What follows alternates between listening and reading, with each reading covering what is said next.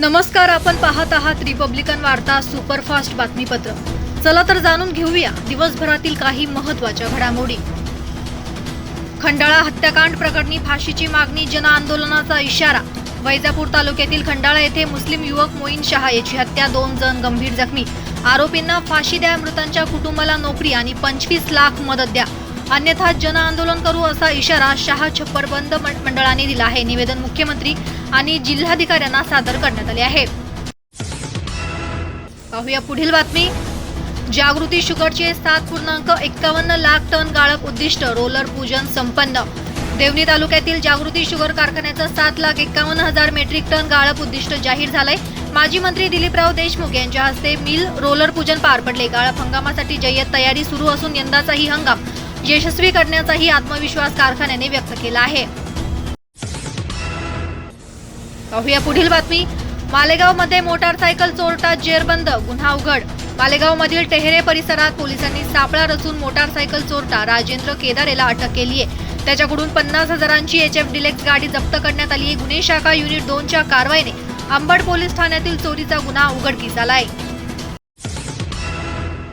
पाहूया पुढील बातमी। घरगुती गॅसचा गैरवापर, 2 आरोपी ताब्यात। नाशिकमध्ये घरगुती गॅस सिलेंडरमधून अवैधरित्या वाहनात गॅस भरणाऱ्या 2 आरोपींना मध्यवर्ती गुन्हे शाखेनं रंगेहात पकडले। गॅस सिलेंडर मशिनरीसह तब्बल 1 लाख रुपयांचा मुद्देमाल जप्त करण्यात आलाय। उपनगर पोलीस ठाण्यात या संदर्भात गुन्हा दाखल करण्यात आलाय। पाहूया पुढील बातमी।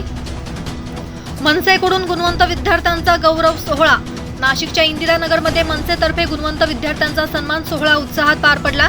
राज ठाकरे यांच्या वाढदिवसानिमित्त कार्यक्रमाचे आयोजन करण्यात आले होते। ट्रॉफी, पुष्प आणि मार्गदर्शनाद्वारे विद्यार्थ्यांचा गौरव करण्यात आला। पाहूया पुढील बातमी।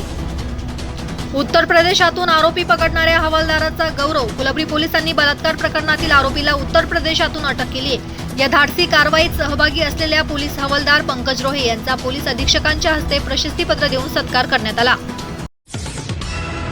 पाहूया पुढील बातमी। वलांडीत देशी दारू विरोधात रास्ता रोको, महिलांचा आक्रोश।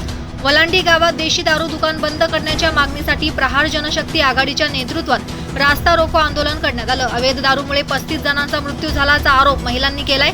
8 दिवसात दुकान बंद न झाल्यास ग्रामपंचायत समोर आक्रोश मोर्चा काढण्याचा इशारा।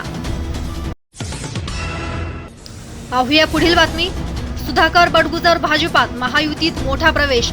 शिवसेना उद्धव बाळासाहेब ठाकरे गटाचे माजी उपनेते सुधाकर बडगुजर आणि 12 माजी नगरसेवकांनी भाजपात प्रवेश केलाय। माजी मंत्री बबनराव घोलपही भाजपमध्ये सहभागी झालेत। मुख्यमंत्री फडणवीस यांच्या उपस्थितीत हा सोहळा पार पडणार असला तरी स्थानिक भाजपमध्ये मात्र नाराजीचं वातावरण आहे। पाहूया पुढील बातमी। राज ठाकरे यांच्या वाढदिवसानिमित्त 1100 शेतकऱ्यांना मोफत बियाणे। राज ठाकरे यांच्या वाढदिवसानिमित्त यवतमाळमध्ये मनसेकडून 1100 गरजू शेतकऱ्यांना मोफत कापूस आणि तूर बियाणांचं वाटप करण्यात आले। खरीप हंगामात अडचणीत असलेल्या अल्पभूधारक शेतकऱ्यांसाठी मनसेचा उपक्रम संजीवनी ठरत असल्याची माहिती जिल्हाध्यक्ष देवा शिवरामवार यांनी दिली। पाहूया पुढील बातमी। आश्रमशाळा शिक्षकांचा बिऱ्हाड मोर्चा, भरती निर्णयाला विरोध। नाशिकमध्ये शासकीय आश्रमशाळातील शिक्षकांचा सोग्रस फाटा ते आदिवासी विकास भवन दरम्यान बिऱ्हाड मोर्चा काढण्यात आला। बाह्य स्रोताने पदभरतीचा निर्णय रद्द करावा अशी मागणी करण्यात आली आहे। रोजंदारी कर्मचाऱ्यांच्या समायोजनासाठी सरकारकडे ठाम आक्रमण। तर या होत्या आजच्या काही ठळक घडामोडी। पुन्हा भेटूयात रिपब्लिकन वार्ता सुपरफास्ट बातमीपत्रात। तोपर्यंत आपण पाहत रहा रिपब्लिकन वार्ता news Maharashtra. Subscribe now and press the bell icon. Never miss an update.